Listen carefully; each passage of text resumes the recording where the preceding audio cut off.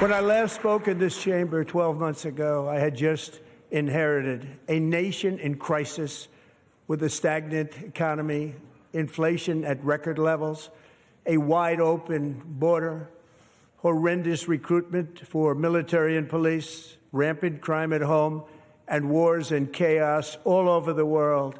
But tonight, after just 1 year, I can say with dignity and pride that we have achieved a transformation like no one has ever seen before, and a turnaround for the ages. It is indeed a turnaround for the ages. Now, the same people in this chamber who voted for those disasters suddenly used the word affordability, a word they just used it. Somebody gave it to them, knowing full well that they caused and created the increased prices that all of our citizens had to endure. You caused that problem. They knew their statements were a dirty, rotten lie. Their policies created the high prices. Our policies are rapidly ending them. We are doing really well. Those prices are plummeting downward. The price of eggs is down 60%. Madam Secretary, thank you. The cost of chicken, butter, fruit, hotels, automobiles, rent is lower today than when I took office by a lot. And even beef, which was very high, is starting to come down significantly. Just hold on a little while. We're getting it down. And soon you will see numbers that few people would think were possible to achieve just a short time ago. That's true. I would have a hard time believing it. All right. A piece posted this morning by the editors of the National Review reads in part, the economy was a major focus of Trump's speech after discontent over the cost of living in 2024 helped return him to the White House. People are still discontented over the cost of living.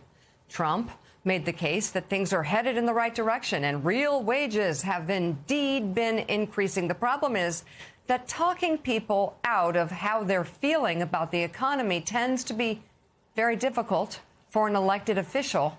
And the inflation rate is, while down significantly, still too high. As a matter of performance, it often had the feel of a Trump rally inside the congressional chamber, with its over-the-top boastfulness, informal asides, dubious claims, pointed partisan jabs, and sheer length.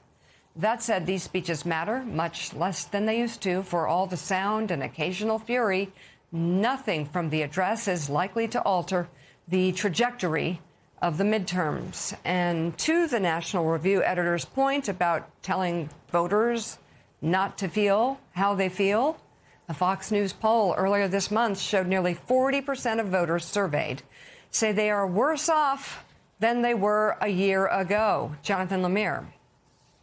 Well, the National Review is right in that I think these speeches don't matter like they used to. But still, this was the president's biggest audience of the year. And I don't know that he changed any minds. It was very much a speech to the base. He got applause from the Republicans, largely stony silence from the Democrats.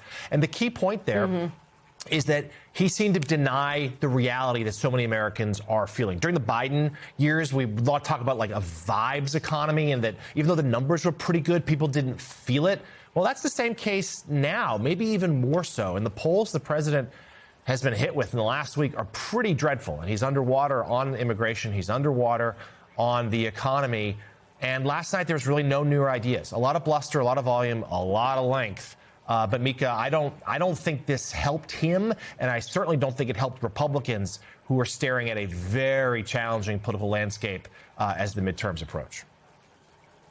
Yeah, so interesting as the Republicans were jumping up and clapping for things that were not true, or for things that were you basically clapping against the Constitution at times. That to me was more, I won't say shocking at this point, but disappointing. At some point, what is the line going to be? How low can they go? How can they debase themselves?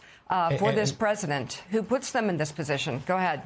And no, to your point, and Speaker Johnson seems just eager to give away his job. Like, he seems eager to give away the powers of his office. Like, yet again, Trump saying last night, well, I don't even need Congress to thinking about reinstituting some form of tariffs. And Speaker Johnson's the first one on his feet clapping.